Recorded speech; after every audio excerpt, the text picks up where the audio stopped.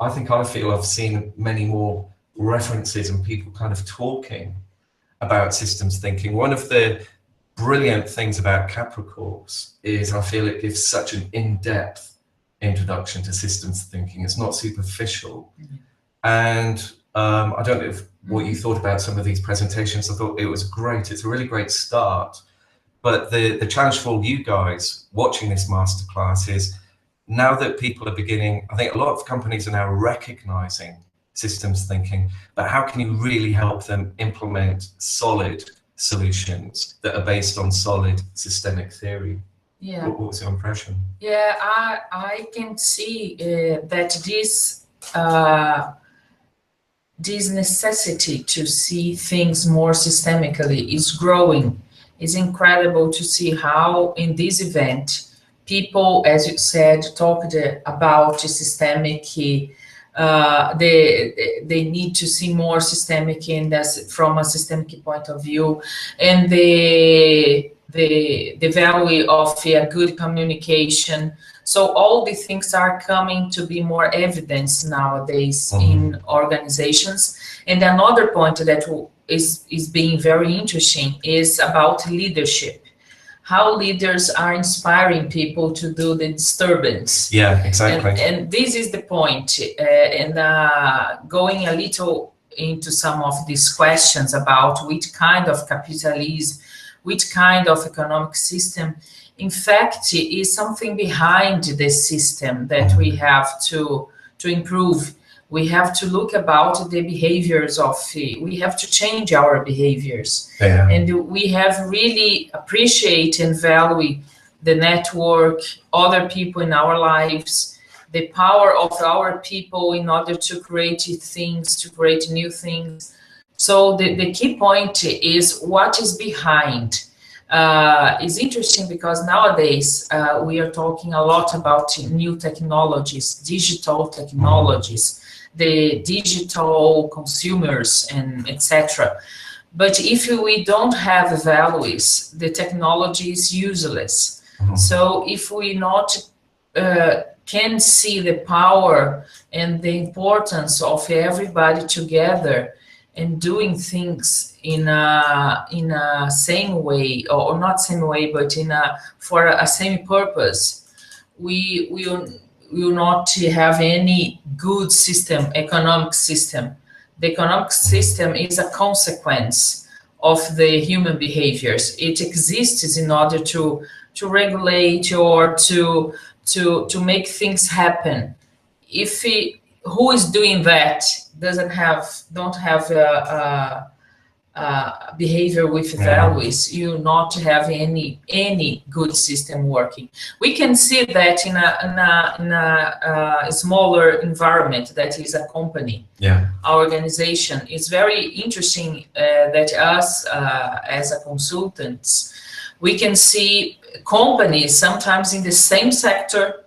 They are the same, they are competitors, they have the same purpose in large sense, but it depends on the leadership that are there, the culture, that the attributes of the culture that make people work together, and the relationship with the environment, the ecosystem of the organization, the clients, depends on how these things work. They are totally changed, and the results are totally different. So I can see that these things, we have to discuss these things before start to talk about system, because the system is the consequence of these behaviors. Don't you agree? Yeah, and I thought it was really interesting. At this event, I was also on a panel session at the end where, you know, people in the audience had the opportunity to ask questions. And you can really see the different cultures in organizations. So I'm never really a great fan of saying, oh, corporations, they're destructive, they'll never change. There's a continuum. And at this event, it was like a bit of a sea change. Some are now talking about systems thinking. And there were some really quite senior people in the audience, and they were asking us some really interesting questions. Because in the past, you know, people at a very senior level, they deal with different types of methodology. So what are the processes? And when you're an activist, it's really worth trying to understand, well, what kind of innovation methodologies and frameworks and tools are these companies using? And one particular woman was there, and she was saying, well, how do I really get, you know, the most senior people to change? And I was saying, it's not you don't just introduce one more methodology. Yes. That's not what is going to change. It's all about culture. And this is why I think it's just so interesting that if you really want to change how a company is thinking about innovation, because innovation is an absolute key theme for many of these companies. And it's what we're trying to do, especially in our work, is we talk about innovation and values and innovation and purpose, and also innovation and soul. And this was really interesting because I actually started my conversation, my presentation, I said, the most disruptive word that we can use in innovation is soul. And it was really interesting to see the reaction, because that has an impact on people who are really quite people focused. They kind of understand that, you know, the world is changing, society is changing. And then there are other people that are still very much focused on the technology. And they're like, because there is this bigger change. We were talking about the fact that people are buying less stuff now. There's actually a lot of research that backs this up. A lot of people are now buying less stuff and they're searching for more experiences.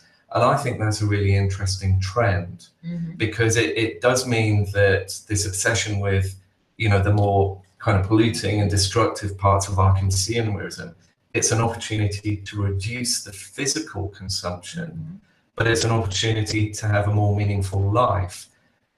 But the companies that get this, they're the ones that are going to be flourishing in the future, the ones that really understand societal change. So to come back to Manuel's question, it's not really a case of building a kind of mechanistic system that you then say, right, here's the economic system. There's some really interesting evolutionary things happening all over the place. It's not just, say, in the sustainability sector.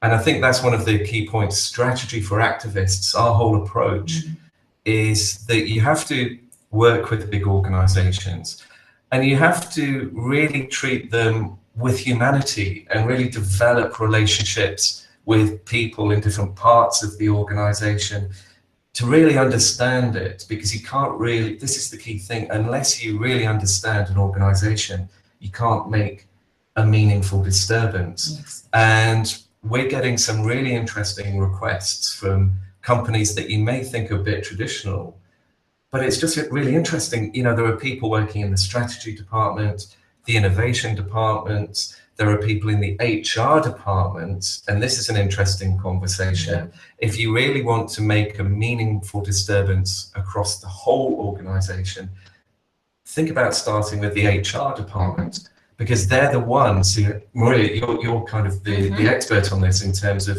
how you actually cascade and communicate strategy across the whole organization. And it's often people not just in, say, the marketing or publicity departments, it's HR. It's very important to work with the leaders. Yeah, absolutely. And the top leaders and the middle leaders. Not necessarily they know how to engage other people, how to communicate, how to really bring people to the same purpose. So it's very important to create a system that put these people together, give them a way to do that in a better way.